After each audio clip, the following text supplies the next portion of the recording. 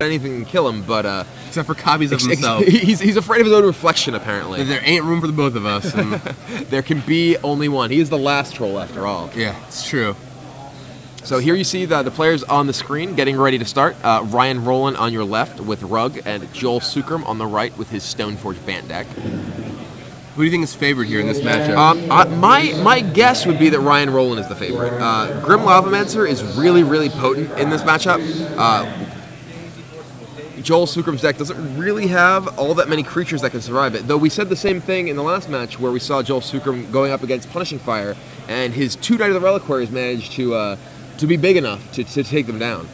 So Joel Sukhram opens up with a fetch land, and I'm guessing he's probably playing a Noble Hierarch to start if he's fetching right away. Yeah, he has no Green Sun Zeniths in his deck. So. Right, so he can't be going for the Green Sun Dryad Arbor plan that we've seen so often in both Legacy and Modern. Now, it's possible Ryan Rolen has Stifles, and he has 3 in his deck. And if Joel knows that, he might fetch on his turn, but even then, I'm guessing he probably doesn't realize that. So, I would imagine we're just going to see Noble Hierarch here. And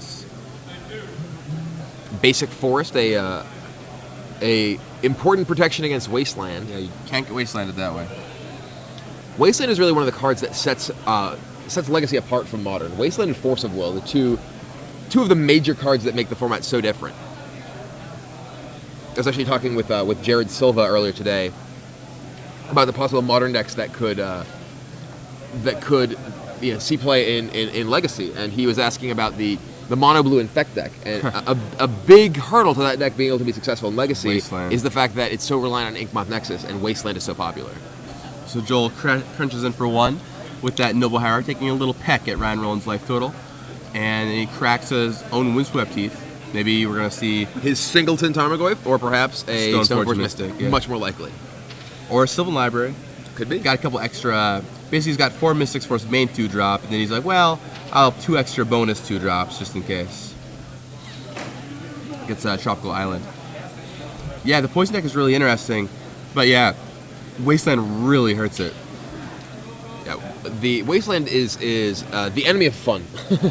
Wasteland is the sort of card that really makes it difficult to play a lot of different decks. Though, I mean, you still see people in Legacy playing decks with colors all across the spectrum. So, thanks to dual lands with fetches to fetch. And it is the Singleton Tarmogoyf. If you get to the Tropical Island, couldn't cast a Stoneforge Mystic with that mana anyway. Ryan Rolen, no stranger to the Star City Games circuit. And you'll see these packing those Star City Games sleeves right there. Brand new. Just came out. And a lot of cool ones. We have both the Silhouette, the Champion sleeves we'll call them, alongside Justin Treadway's great new art bag sleeves. You can find them all at StarCityGames.com. I think the tribal sleeves are super sweet. Yeah, they're definitely awesome. And the deck box is also very cool. I may have to pick up some dragons myself.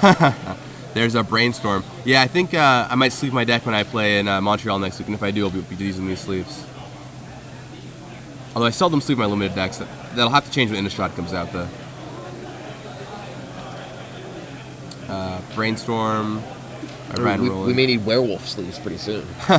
Perhaps human sleeves. That is apparently one of the major tribal mechanics of Innistrad. Yeah, there's some exciting cards out there. I want to play with...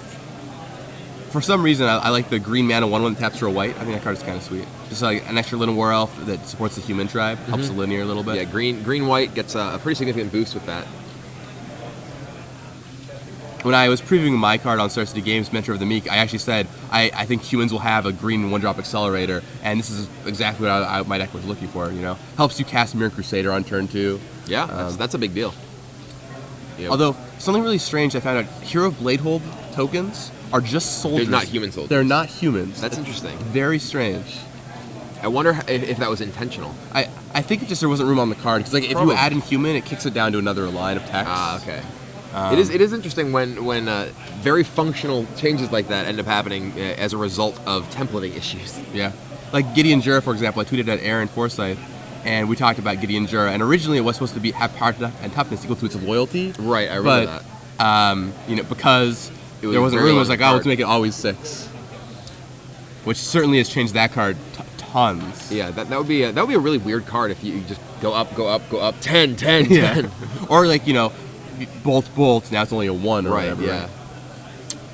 Right? Let's see. So Ryan Rolen cracks a fetch land after rainstorming. And So Tarmogoyf and Knight of the Reliquary, two of the relatively difficult cards for Ryan Roland's deck to deal with. Ryan's deck is based primarily on red removal. He has Grim Lavamancer, Lightning Bolt. He does have one Dismember in his deck, and Jace the Mind Sculptor, which is very, very good at bolts Tarmogoyf and mental missteps it. So Joel instantly missteps. So if Ryan has a way to fight back.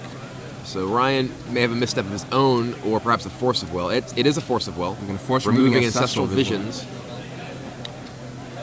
Interesting. Vision is, I think, Jerry really innovated Vision a couple months ago in Legacy, and it's been a really powerful card in a lot of the control decks. It's kind of cool to see one of the mid-range decks where I think it can really shine. Because you've been watching these mid-range decks all day. They play these really grindy games. The games tend to go long, especially because the format is very mid-range right now because of mental misstep. Decks like Goblins just aren't as playable as they once were.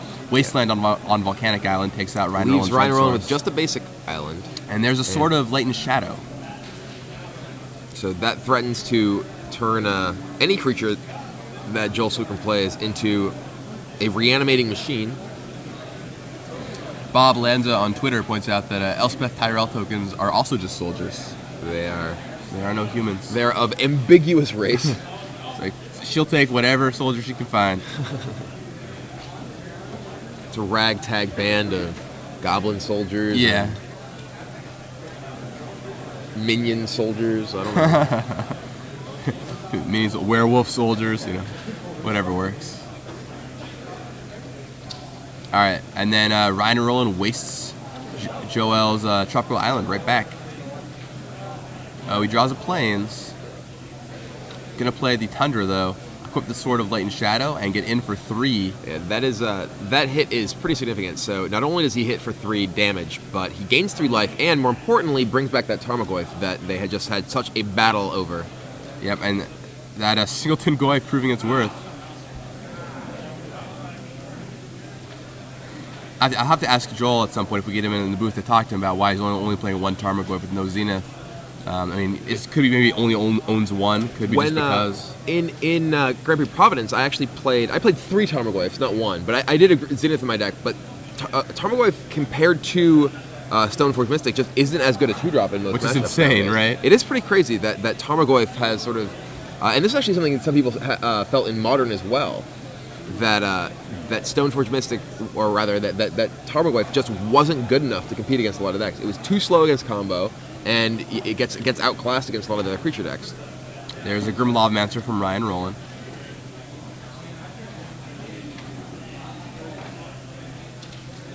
Yeah. I mean, cards like Nether Reliquary just easily eclipse Tarmogoyf. Even we saw like in the Kavu Predator decks, Kavu Predator just got way larger than Tarmogoyf. I know that Matt Sperling played the Kavu Predator Oust Boom Bust deck at the Pro Tour in Modern, and he didn't even have Wild Nakatl in his deck.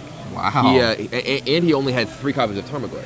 So his entire plan was these creatures that just went very big. And quads Kavu Predator though, right? Yeah, 4 Kavu Predator, 3 Tarmogoyf, no Nakatl.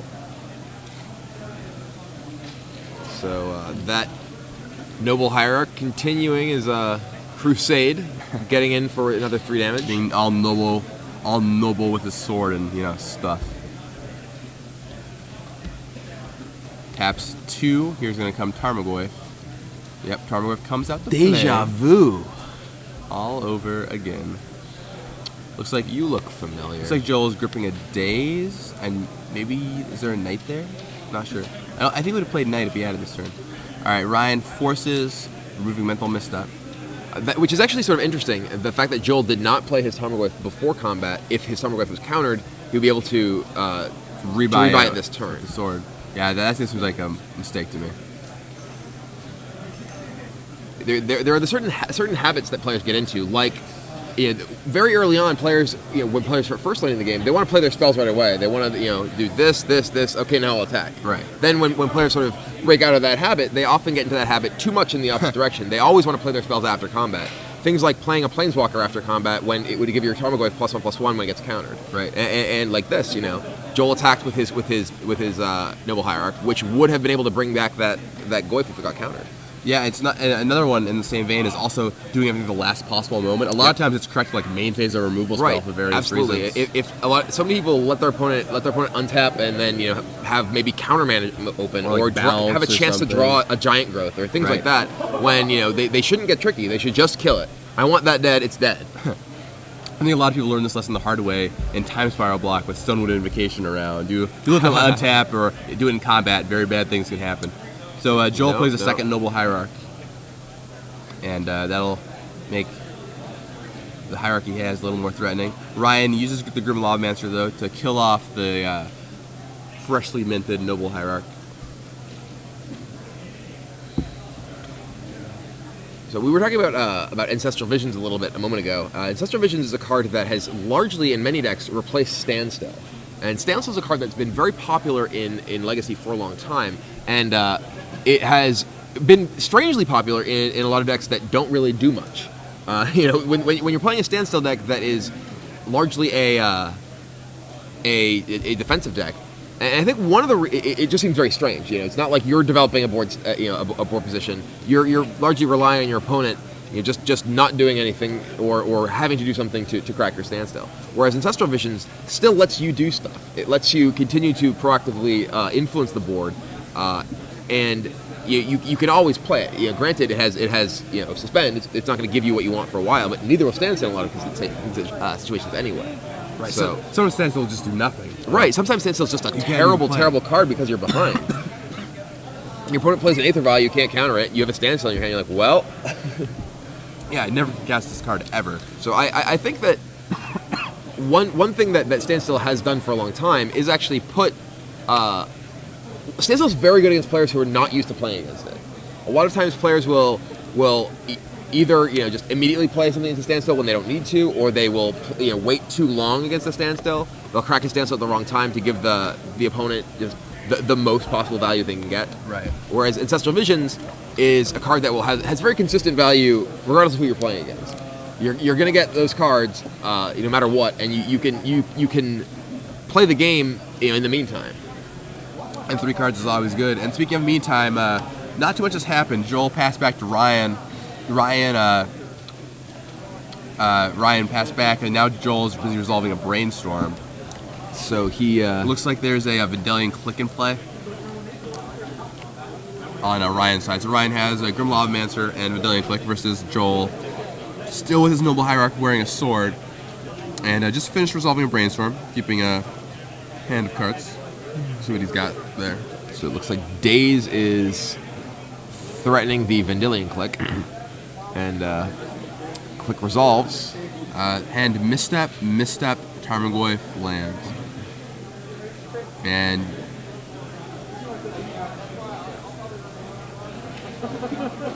Tarmogoyf goes to the not the graveyard. Very important. It goes to the bottom of the deck. And Joel draws from the Vendilion Click in his upkeep. Or sorry, draw step rather. So Vendilion Click comes down the draw step. And Joel plays a Tundra.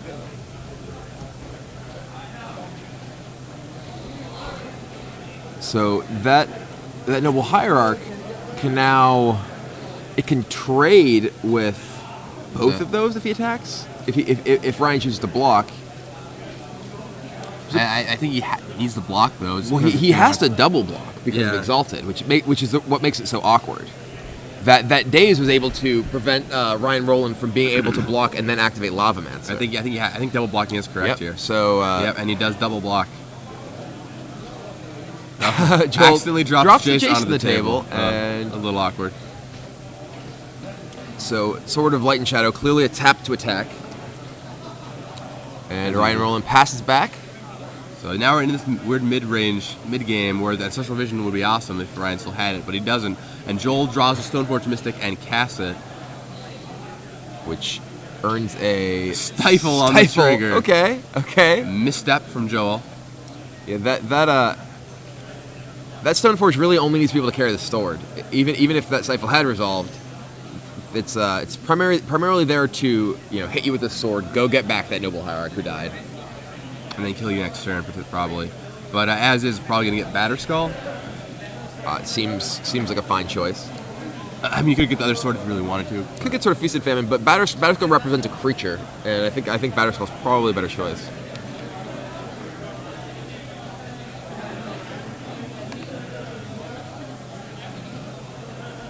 Let's see. Still looking through his deck, trying to find just the card he wants. Alright, yep, he does go for the Batterskull. Gives him a threat, beats 5 mana. Also, if Dryan draws a big creature, you could potentially throw down the skull instead of attacking. That Batterskull's not in play, in his hand. Let's see what answer Ryan finds.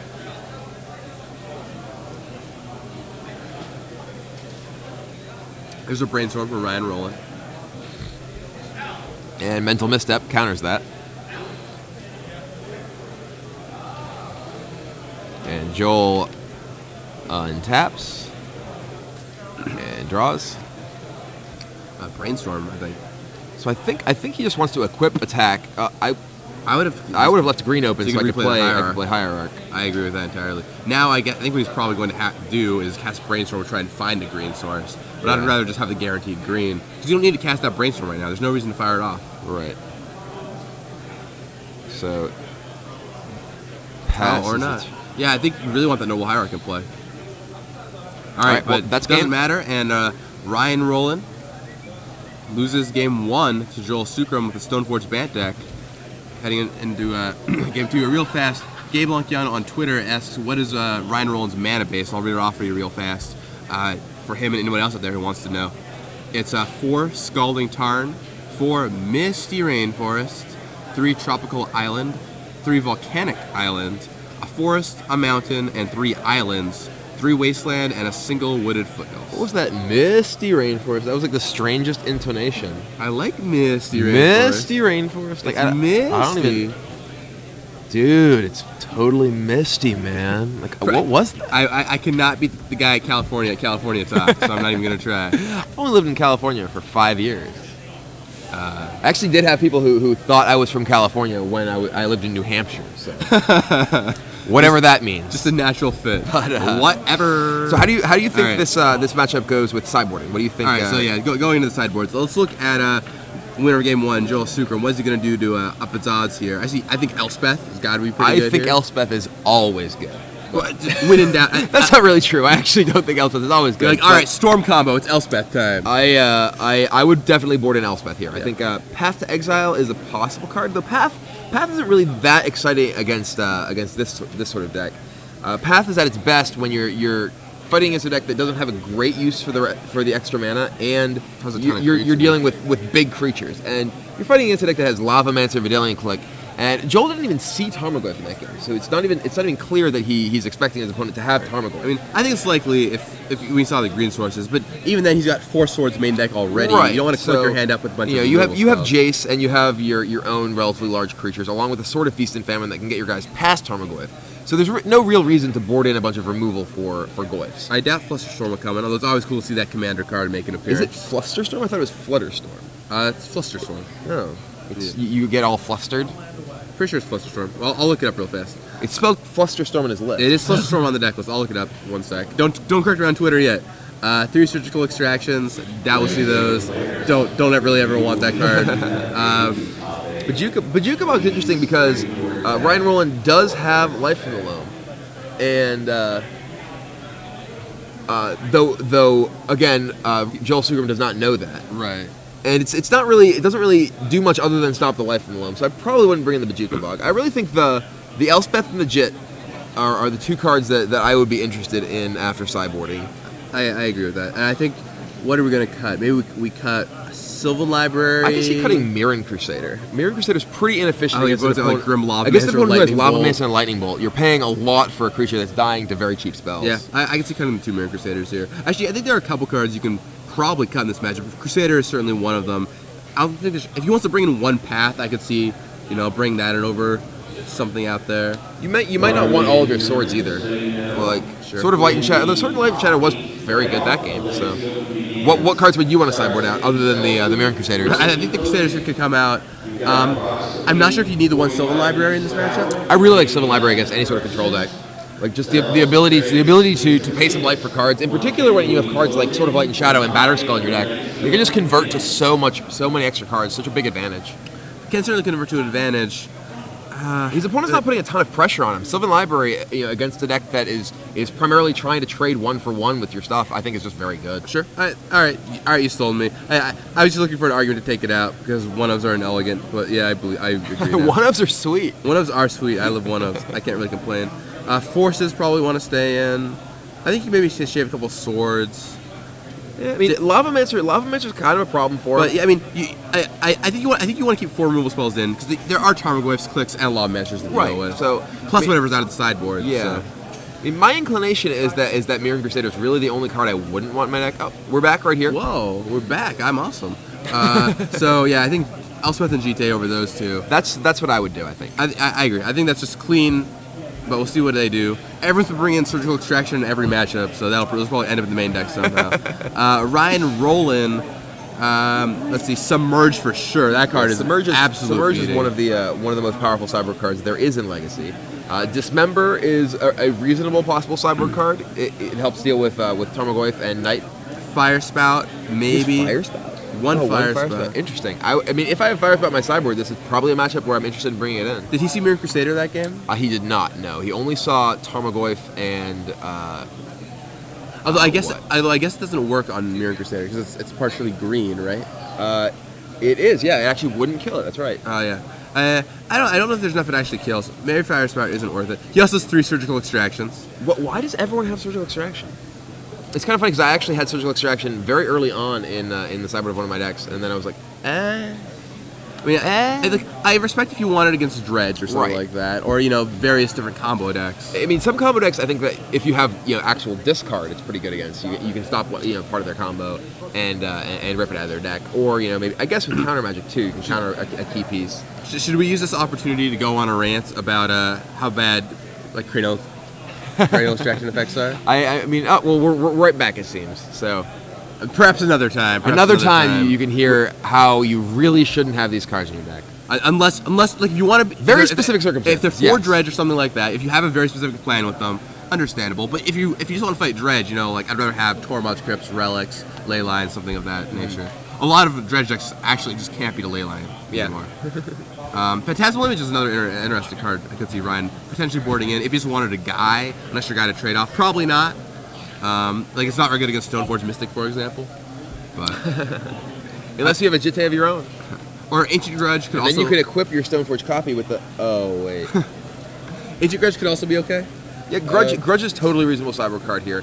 We saw earlier when Jared Silva was in the booth, a player playing a very similar deck sideboarded Ancient Grudge against the Death and Taxes deck and had a lot of success killing equipment with it. All right, looks like we are ready to go. Yep. So Ryan Rolen leads things off with Lavamancer. Island of Mancer.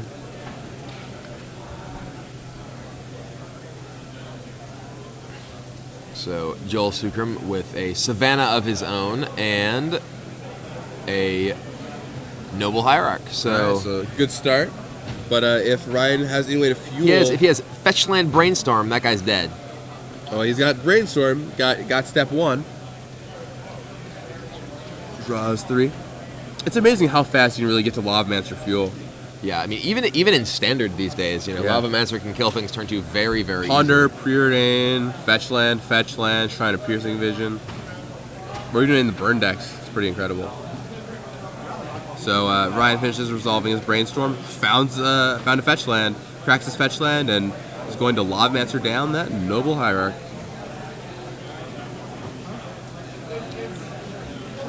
Let's see. So he is fetching up another Volcanic Island, and that Hierarch is not long for this world. Yeah. Wow, perfect sequence of events for Ryan Rolen there. Lavamancer into 2 ways, 2 cards that he can cast in the same turn, or get in the graveyard in the same turn. Joel cuts, and that Lavamancer is gone. Or by Lavamancer, I mean Hierarch. Joel draws. Okay, draws, plays the Plains. Taps 2, Stoneforge Mystic. The ubiquitous white Squire with too much sizzle for standard is here. Going to grab. I guess probably just Batter Skull. Maybe he wants something that sticks around in case you get Grim Lobmancer again, but Yeah, can't blame you if you think. get Well, I mean, it's sort of tough. Like if you get a Batter Skull here, that's just going to clog your hand until you have 5 mana if that Stoneforge does die. Right, and it also gives him greater incentive to kill the Stoneforge. Right, but he does get Batter Skull, hoping that that Ryan cannot put 2 more cards in his discard pile this turn. I always get discard pile, graveyard, all these things. There's just so many different terms when you work on so many different games. Yeah, it's true. It's true. The void, right? Yeah, he voided that stuff with his Grim Lavamancer and banished it. Wait, Yeah. no, it's exiled. Oh wait, it's removed from. I don't even know. Is it trash now? Which right? is it? Like, Yeah. So many options. Just mix and match all the terminology.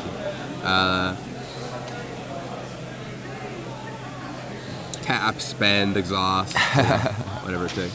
All right, so Ryan untaps now. I think he's trying to figure out if he can kill that It's not a fetch land. Stoneforge. It's not a fetch land. Plays a Tarmogoyf, and I think he's just going to have to pass, meaning that Batterskull will have a chance to see the light of day. Force of Will from Joel will fight the Tarmogoyf. Pitching something blue. Spell Pierce, maybe? Does he have Spell Pierce in his deck? I don't know. No, he I doesn't. think so. I can't quite tell what that blue card was. It might have been I think Jace. it might have mental misstep. Or mental misstep. Okay. And then Flusterstorm. So he brought in he did bring in Flusterstorm. Flusterstorm. Wow. Just as an extra I would counter not spell. have known what that was because I've never seen that card. It's funny, I was going to say Flusterstorm, but I just didn't think he would have brought it in this matchup. Ryan suspends Ancestral Vision. Flusterstorm can be used to counter, as like a pseudo mana leak effect against this kind of deck. Mm-hmm. But I'm not in love with it at all. Normally I like it against the combo decks.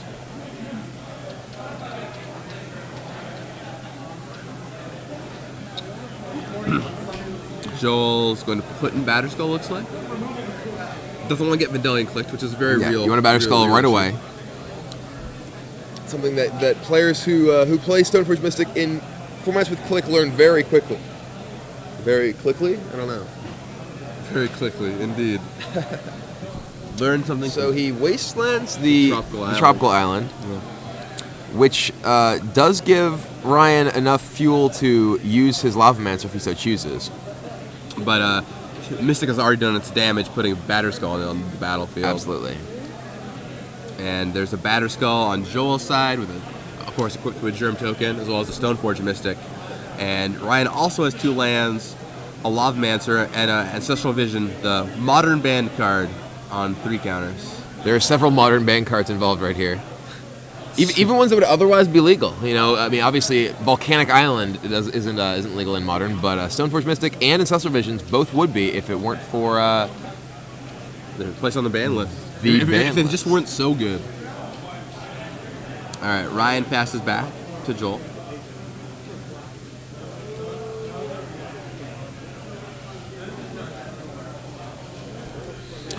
So Joel has a Batterskull with a Germ Token, a Stoneforge Mystic, a Savannah, and a Plains. Ryan Rolen has a Suspended Ancestral Visions with 3 counters left remaining, 2 Volcanic Islands, and Grim Lavamancer.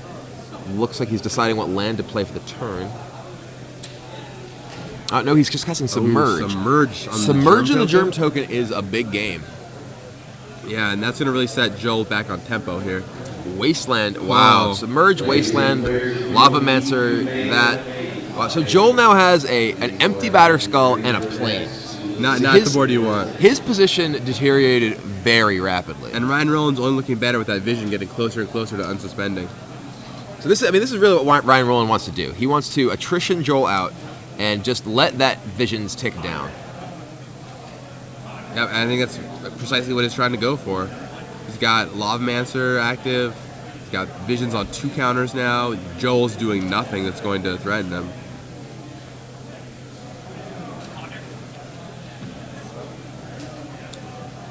Let's see. Just going to serve him with Lavamancer, crashing Joel down to 18. That's actually that's a somewhat risky attack. If Joel did have Dryad Arbor in his deck, it could trade for the Lavamancer off that land. That said, Joel is probably wouldn't want to use his land to go get Arbor there, even if he did have it. Right, he's a bit mana stalled.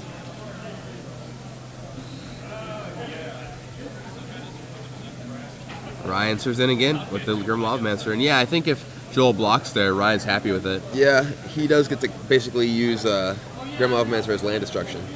And with Joel already behind on lands, and with Ancestral Vision soon suspending. Soon unsuspending, rather.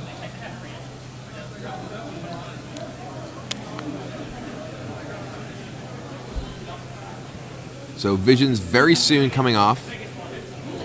Joel is going for a land. Gonna crack his fetch land, see if Ryan has any responses. Don't stifle me, please. Oh, an Ancient Grudge takes down the Batterskull in response. So basically, Ryan did not want Joel to have the opportunity to fetch a land, play a land, and then be able to return Batterskull. Right. Although I highly doubt that's what he was going to do if Ryan's plan was the Ancient Grudge anyway. I mean, right. I mean, that was probably not what he's looking to do as his long-term plan here, is get that Batterskull back to his hand. Yeah, for sure.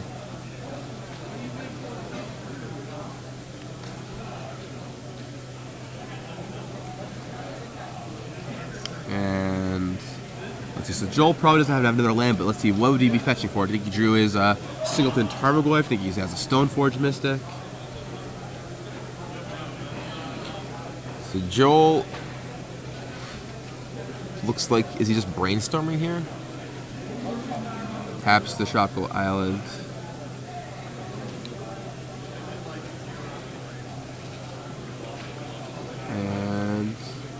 And there's a Noble Hierarch. Noble Hierarch. Not really the best fellow facing down that Grim Lavamancer. So Visions comes off. Joel, me? Do you want to points to himself? No. Do you want to Visions me? It is target player. I mean, closer to decking me. I mean, you know. So Ryan Rolen probably found some lands off that. That's the one that he's been lacking to take control of this game. But pretty sure he's going to Lavamancer down that Hierarch. Yeah, Hierarch will definitely meet a fiery demise here. Yeah. Carefully removes cards from his graveyard to eliminate Tarmogoyf. Potential Tarmogoyf power toughness. Or preserve it. He has his own Goyfs. Eliminate or preserve, depending on how you want to play it. Plus, and doesn't want to remove his Ancient Grudge. That's right. important too. The flashback card is one that will not be paying for that. Ryan untaps.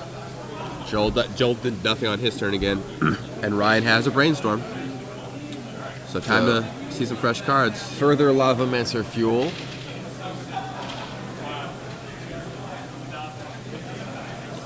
Joel taps Plains to cast.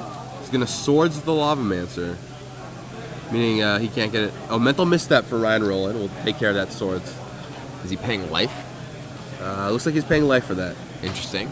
Going to 17. I wonder what is what's in his hand that he cares. I mean, I guess that's playing around Daze. I mean, not Spell really, Pierce. because he has two up. Yeah, playing on Spell Pierce seems likely. He's going Flusterstorm. So Flusterstorm is so that's 3 copies. 3, so he won't be able to pay the Mental Misstep or pay for the Flusterstorm to allow his Mental Misstep to resolve. So yeah, Flusterstorm, really interesting card to bring in. It's pretty interesting. For those who don't know what the Commander card does, it's blue instant. It says counter target instant or sorcery unless they pay 1, and it storms. So it's a nice card against combo decks, but also if there's a lot of spells being thrown around, it's like a mini mana leak for only one single mana. Right. So a lot of potential. Yeah, I mean, it certainly seems pretty good here. So that Mental Misstep will get countered, and Ryan Rolen will still have the opportunity to use another Mental Misstep if he has one.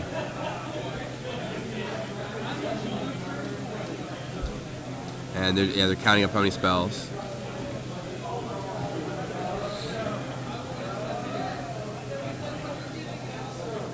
And it looks like that's going to get countered. Mental Missteps. He's casting another Mental Misstep, maybe? Alright, so he's like, alright, that's fine. So Yeah, He's gonna misstep again. Yep. So now that there's no threat of Spell Pierce, he's tapping his mana to misstep. And Brainstorm's gonna resolve. 1, 2, 3. It's possible that Joel made a slight error. He should have had all the Flusterstorm copies target the original Brainstorm. Because he had them target the misstep. Right, but he was trying to. Oh, interesting. Yeah. Because Ryan just played another misstep. If all three Well, target the misstep was countering the path or the Swords of Flash. Oh, the Swords of Flash. Yeah. Right. So he wants to counter the misstep. So he wants Swords of Flash to resolve. Sure. Joel could certainly do a lot of interesting things with that Flusterstorm, though. He could he was trying to set up a situation where he countered multiple different spells, or really strain Ryan's mana. So you could have sent some of them on Brainstorm, some of them on Swords, or various different things you can do. So Brainstorm puts 2 back on top. And yep, Brainstorm's back on top. Plays a land, fetch land, which shuffle those lands away. And see if he attacks with that Lavamancer again. Lavamancer crunches in, 15 for Joel. Alright. So Joel draws, looking for a land desperately. Draws Stoneforge and Mystic. They're certainly worse for us. Stoneforge Mystic is not particularly powerful. Oh, okay, interesting. So we just got a report that there was one of the Flusterstorms was targeted at Brainstorm, and he did pay for that mental misstep with 2 life. Interesting. So yeah, he did split up some of the Flusterstorms.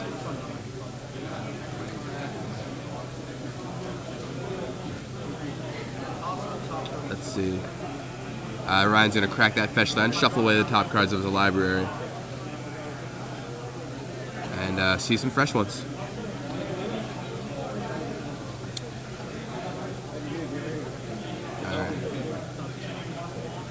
Board is Lavamancer versus Stoneforge Mystic. Only 1 non-land on either side, although Ryan has 2 more lands than Joel does at this juncture. So and Tarmogoyf. So Tarmogoyf comes down and Ryan Rolen. Yes, Ryan Rolen plays Tarmogoyf and burns that Stoneforge Mystic. Mystic down, and Ryan Rolen's going to pass the turn.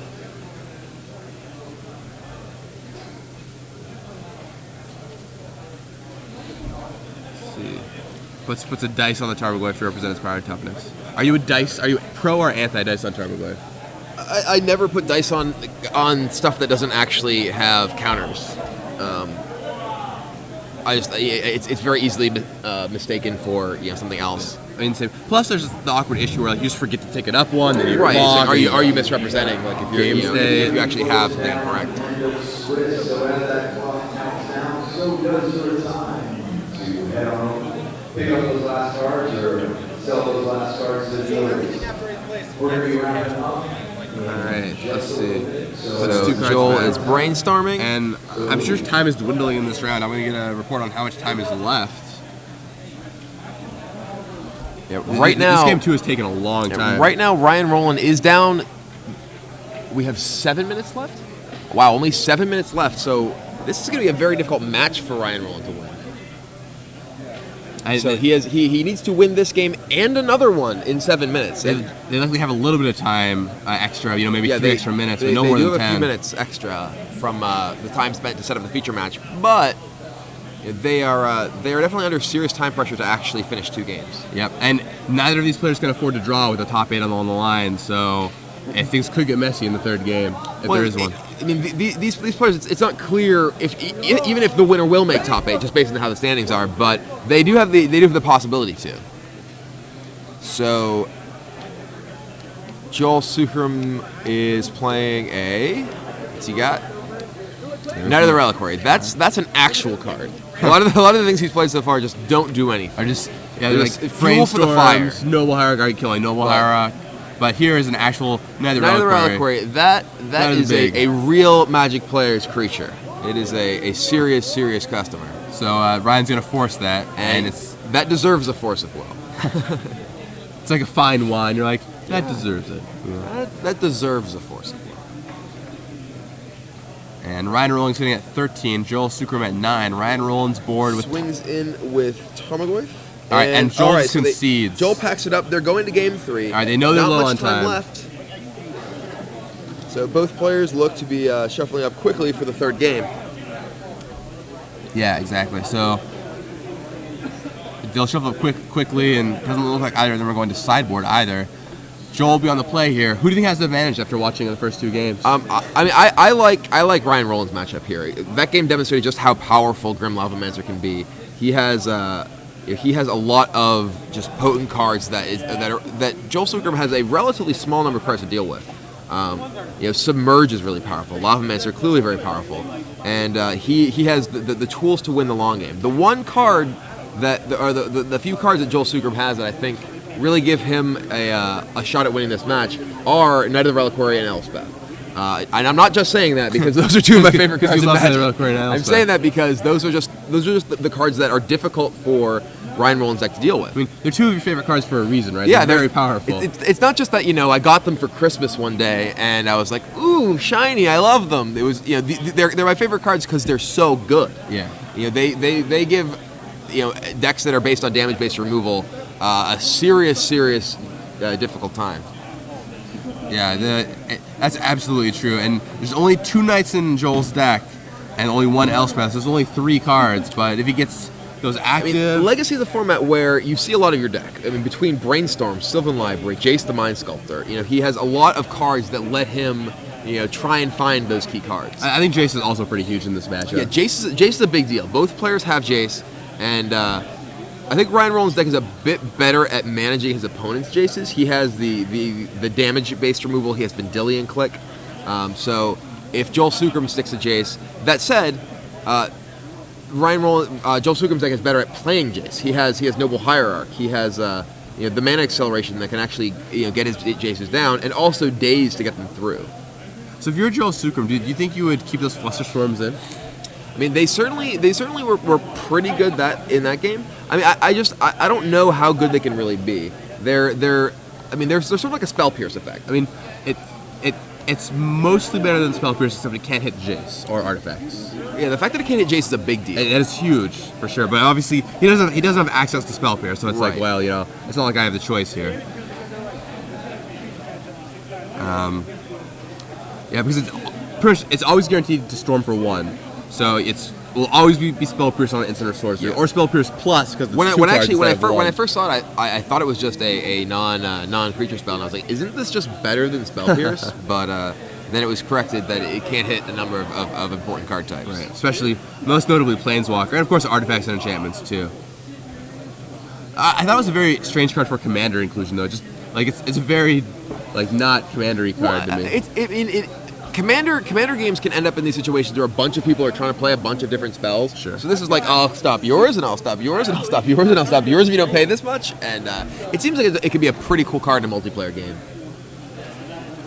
Yeah, I think there can be situations where it's good. It just seems like a lot of players have, from my experience playing Commander, and especially the Commander decks they made. I played a lot of the prepackaged decks they put out.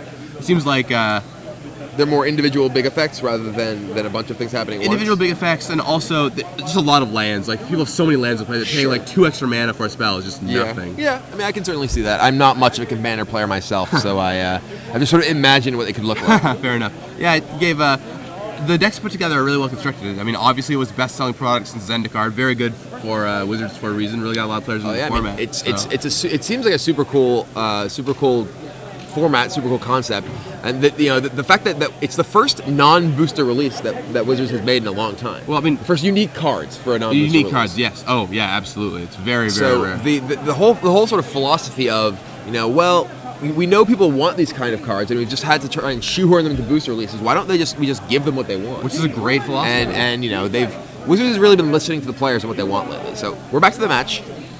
We see Joel Sukhram with the very important turn 1 Noble Hierarch, which does not get Mental Misstepped. All 3 games. So Ryan Rolen, I do not see a Grim Lavamancer on his part. He does not have a return 1 red source either. So Submerge. Send it back to the top. That is an okay effect. It doesn't. And that submerge just doesn't excite Oh me. well, he drew a misstep. Okay, that makes sense. Submerge it, then misstep it. All right, I suppose that's okay. We kind of. I guess it's not really 2 for 1 because they had to waste the draw Yeah. step. So I mean, card economy wise, it ends up being pretty much the same as, just countering it. Did waste the submerge. You did have to use a very key card in dealing with it, but I mean, if looking at this, Joel Sukhram has passed the turn without a land drop, so he was pretty reliant on that Hierarch for mana. Man, if you were really relying on the Hierarch, I can't imagine keeping a hand where you could just misstepped out of the game. The fact that he doesn't have a misstep of his own to protect it is pretty surprising. It actually looks like these players do not have a time extension. Wow. So the time is actually winding down very quickly. It could be Joel Sukhram could have thought, well, I'm going to have to win this fast, so I have a Hierarch in my hand. If he's got it, he's got it. I can't afford to mulligan, take too much time. Right, yeah. Can't shuffle my deck. Joel still stuck on lands. So it looks like we have basically no time left, and this game is going to be that's time in the round. So... All right, this game is a draw. The only question is now, one player will hopefully end up conceding to the other. So yeah, it looks like the only question is who. It looks like Ryan Rolen is definitely in a dominating position here, but is certainly not going to be able to end the game. Joel Sukhram actually even discarding with absolutely nothing. Yep.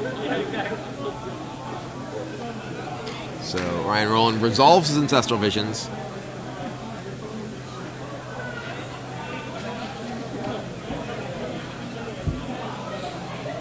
And Jace comes down. Jace versus a mana screwed opponent. Sadly, Jace takes a long time to actually win the game. If I were Joel, I would definitely concede here. You don't even lose ratings points anymore in the new system. So it's not like you have to be like, oh man, I'm down 20 ratings points. To be fair, it kind of depends. It depends if Joel's in a situation where a draw will get him into a spot where if he needs the I guess there is money on or the prize. Right. So I mean, a draw might put them both in top 16. So I don't know. I feel like top 8 is so important. Generally, I'm a good duel kind of guy. Although if there was a pro again, it's not clear that the winner of this match will make top 8. Sure. I haven't seen how the other matches have played out, but I would guess that the 7th and 8th seed probably played it out. I was looking at the standings, and I actually think that these guys are in fact not even the. There's actually more than 7-8 who are at the threshold. If you look at this, these players are actually down here in 15th, 16th at the moment. So we're actually looking at a match that can get to 19 points, but it's not clear how many players are actually going to be in that scrum. This is one round ago. This is after round 7. Yeah, this is round 9. Oh, okay, that explains a lot. Then that's why I'm looking at our standings, and they're not. I thought it was the most recent round, but that makes a lot more sense. So something's on screen. Joel shuffling all of his cards. Ryan is revealing his hand. They're talking about who's going to concede to the other. Here's the result slip. What's it going to be? I don't know. These players actually were in 9th and 10th, so yeah. Ryan Rolen's tiebreaker is pretty bad. So it's all right, it looks and like Joel Sukhram concedes. All right. Well, it does look like if that game reached its natural conclusion, Joel would be annihilated. Ryan would have certainly been the winner. So Ryan Rolen wins and will be fighting for top 8 against. It looks like